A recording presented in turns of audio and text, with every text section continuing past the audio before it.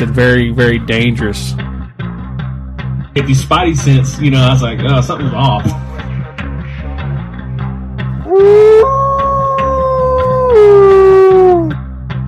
And I'm just like, man, I'm waiting to hear something, you know. Keep that crowd warmed up. It's Mr. Yehola Tiger. What's going on, guys? It's your host, Yehola Tiger, aka the One Man Band. One Man Banding it. Dang, that's kind of wild, but. So, you know, the first two episodes, I appreciate everybody, you know, listening in and kind of giving, you know, some feedback. I know the first episode was kind of cheeks on the audio because I was trying out different headphones. They're like a microphone type setup, and it really wasn't that great. But I appreciate you guys still listening in. The second episode, we added that intro. You know, had to include, you know, some clips. So, like I said, I appreciate you guys listening in and just basically just listening. You know, that's what it is. I guess it's a podcast, but I like to keep these episodes short, so I'm gonna get right to it. So, this past week, this past Sunday, really, was the series finale of The Walking Dead. I'm sick. Not really sick, but more like, I'm sad. You know, I remember watching that 2010 Halloween night. I think I was a sophomore in high school, and it hooked me from then on. You know, I'm going to go ahead and give some spoilers. They did show Rick and Michonne. Rick got took. He continues to be took.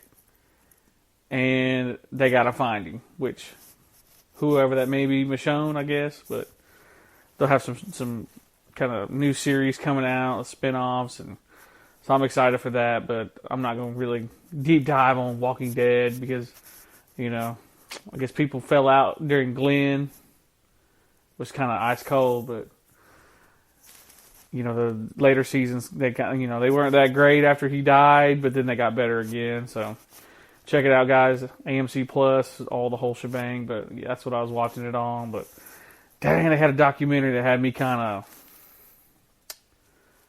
I was kind of shook. And, like, Betsy was kind of making fun of me because she's like, dang, you better start crying over there? And I'm like, nah, not really. But, yeah, it had me feeling some type of way because it had all the old actors from season 1 and 2. And so it was cool. It was real cool. But you know, so, you know, it's kind of crazy. But I had been doing some research and kind of looking at things, and on Unsolved Mysteries of the Reservation, we did talk about Missing 411. We hit the bare bones basic on the topic. Basically, gave out some of the famous cases of the movies, and you know, I gave out some information when it comes to the books, and the guys kind of came down to a kind of a thought that it was LP was doing it to these people. And for me, I don't know. I have reservations on that. I mean, I believe some of it could be, but the case that I'm going to talk about 3 cases, and we're going to totally take it in a different direction. So all these 3 cases I'm going to talk about tonight, and we're going to talk. This is basically the name of this episode is Mysterious Disappearances. It's a part 1. There's going to be more parts to this. But these cases all involve cell phones. So as I mentioned before, Missing 411, if you haven't listened to the Unsolved Mysteries of the Reservation podcast, Missing 411 episode, there's different plot points that he uses, David Paulides uses. One of it is that cadaver dogs or the scent trail, they can't get a scent trail on the bodies or on anything regarding this person or this child. Bad weather. You know, body ends up in a body of water or, you know, in a stream, river, creek. There's usually boulder fills within the area. Another plot point, and I'm just doing these off the top of the dome because I had a whole list about them, but, you know, But basically, they go off to the side of a trail and they end up missing, and the body's found. Like, they'll do these whole search grids, and the search and rescue will do this search grid, and the body will be found within one of the search grids that they searched. So a lot of weird, kind of unexplained type, occurrences when it comes to this topic. And I'm going to play some clips throughout this, of each case. And to me, this is, with technology the way it is nowadays, I kind of, think back to what they didn't have back in the day. So you couldn't really you can't pinpoint somebody's location. But these 3 cases, they do that. They pinpoint these locations of these people that go missing, or like their phone battery drains fast, or some weird things. But so the first clip I'm going to play is William Hurley. I'm going to play that now. The mother of a Quincy man who vanished without a trace is pleading for his safe return. William Hurley disappeared after calling his girlfriend to pick him up at a Bruins game last week. Beth Germano is live now in Boston. Beth, this remains a real mystery to his family. Jack, because there was a cell phone conversation with his girlfriend as he was standing here along Nashua Street about 8:30 last Thursday night, and suddenly he was gone. His mother came in from North Carolina yesterday waiting for any word on her son, and so far there's been none.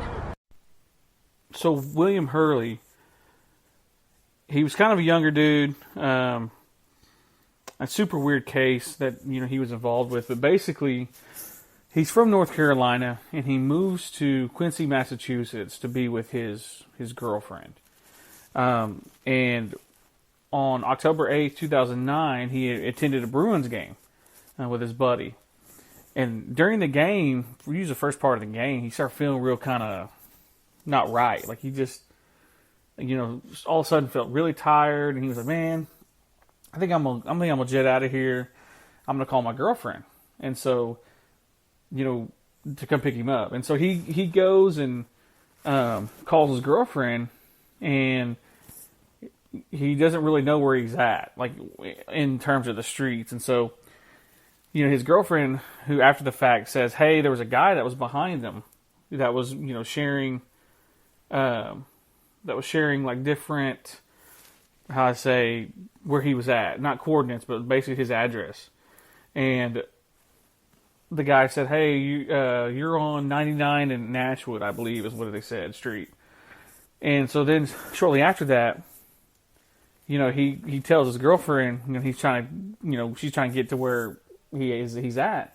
He says, hey, my battery's going dead, and then it dies.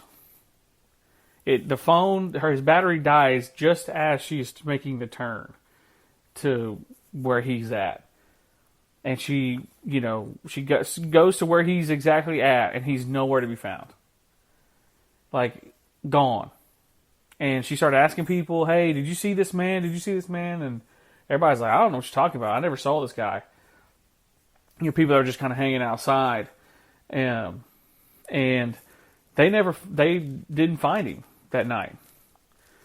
But the weird thing about that case, and it's been connected, each kind of, people have theories. But basically, they think somebody took him, or if he had some type of, debt or something. But that's a theory that I was reading and during researching. But basically, the only bit of information that they found about him, or that they found regarding evidence, was his phone was smashed to pieces, and they really couldn't explain why. And the only way they could identify it was basically by the serial number.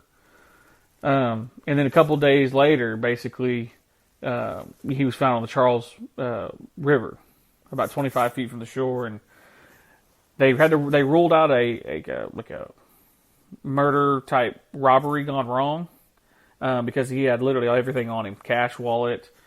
He had no signs of injury, and so there was kind of weird. But what happened to him is still kind of up in the air. Nobody truly knows what happened to William Hurley, And, that's a crazy case, because, he just got took and just, they didn't ever know what happened to him. But kind of just moving forward, just like I said, it's just a crazy case, but moving forward, now this one is pretty wild. It involves a 31-year-old, his name was Henry McCabe. Henry McCabe was, he was in town at a local club or bar, and his wife was out of town, and she was all the way in California, and he basically went out with a buddy of his, and let's see here. So he was in Spring Lake Park, September 17th, 2015. And he never returned home, which was another thing. His wife, like I said, she was in California. She wakes up about like 2:35 in the morning and gets this crazy voicemail. It's a voicemail unlike anything you've ever heard before. There are 2 minutes worth of noises, bizarre ones. But very little actual talking. Authorities confirmed the disturbing middle-of-the-night call came from Henry McCabe's cell phone. So she gets that crazy, just like, it sounds like groans and like someone's in pain. And then it doesn't show it in that clip, but in the whole 2-minute long voicemail at the end it says "stop it," which is super kind of crazy. But the last person to see McCabe was a friend who dropped him off at a convenience store. Let's keep it real.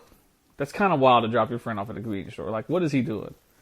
Trying to get that last call, I guess. I don't know, but I would never, that's just something I wouldn't drop my friend off at a convenience store, especially if I know if he's maybe sauced out but his friend dropped him off at the convenience store, and they basically searched the area, to a point where, they could find nothing of him, like, at all. But the crazy thing about that last call that he made to to the voicemail, it was nowhere near where his friend claimed he dropped him off, which is kind of wild. The call was pinged at a place called Rice Creek Park near New Bridgeton.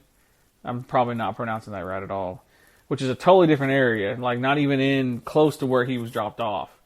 And so they did a search, and on November 4th, 2015, McCabe's body was discovered floating in Rush Lake, near where they found it, like near where they got his cell phone ping. And basically, they come to the autopsy, and it says he drowned. Which, how did he end up in that lake? And basically, his case is still, unsolved to this day. But to me, what's very weird and doesn't add up is, if he drowned, then what was up with that voicemail to his wife? It's basically like groans and grunts, and, it sounded like somebody was kind of torturing him a little bit. And it just it's not right, it's just not something that he, to be inflicted that much, like almost pain. But the crazy part about it, his body had no signs of trauma or injury. So, what was that? Or who was that was, behind that, behind the voicemail that said "stop it" at the end? We may never know, but it's just crazy, that he, disappeared and was found, and then there was no signs, which is similar to the next case that we're going to talk about. And to me, this is maybe the most wild of the bunch. Henry McCabe's is up there. It's a top missing case. But one thing, so this is next one is about Colin Finnerty. Finnerty, if I'm pronouncing his name incorrectly, I apologize. He was he played for Grand Valley State, which is a Division III. He led them to 2 national championship games. He was signed by the Baltimore Ravens. He is an NFL quarterback. legitimate athlete. So basically, Colin Finnerty, was basically dropped off by his family. It was a fishing trip on Memorial Day weekend. And at the point some points during his trip, like towards the end, he makes this crazy call to his wife, in which that he claimed that he's being followed and that he was very scared and frightened. Like you could tell it in his breath that he was just like, and this is what, according to his wife, that he was just breathing so hard and he was so upset and there's something, going on, that he was in the woods. And so one thing that was kind of weird was that he said to his wife that, hey, I'm taking my clothes off, which, without giving any reason, why would, I don't understand that, why he would tell his wife and then take his clothes off. Well, then after that, his phone went dead. And this is the last time anyone spoke to him. His wife was the last person. And he did not return from his fishing trip, and they launched a search. And during the search, now this is, like I said, going back to the cell phone where things are getting pinged and they're not really where they usually are. His phone was pinged several times, and because they were trying to find his location of where he was, and each time the ping was found to be farther away than where it was in the previous location. So something is carrying his phone, possibly.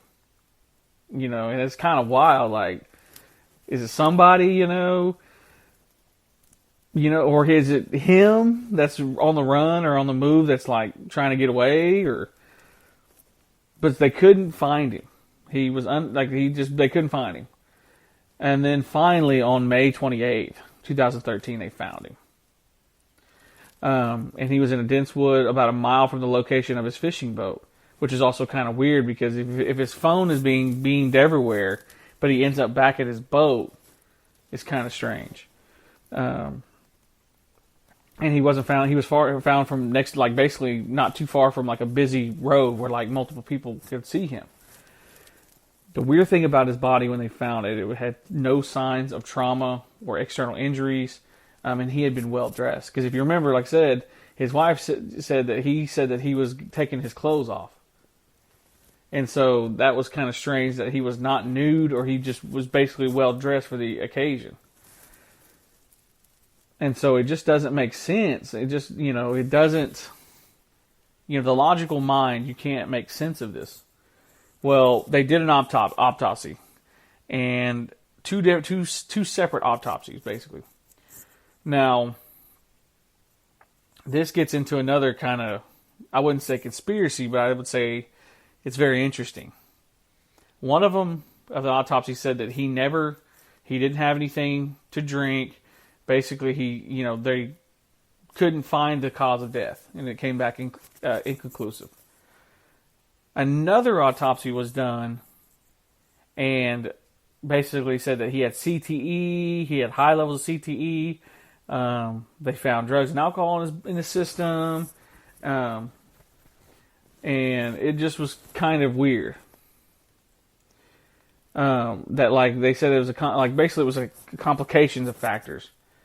Well, because this is one thing too that kind of led into that, is basically his family had said that he had concussions, or his brother, I believe, and then so that's why they were like, well, it's got to be CTE, because no one, you guys heard stories like Junior Seau, like he wasn't making no sense when he was talking, and he just had memory loss and just couldn't really get it together. But they also found out that he was taking oxycodone, I'm sorry, for a back injury that he had.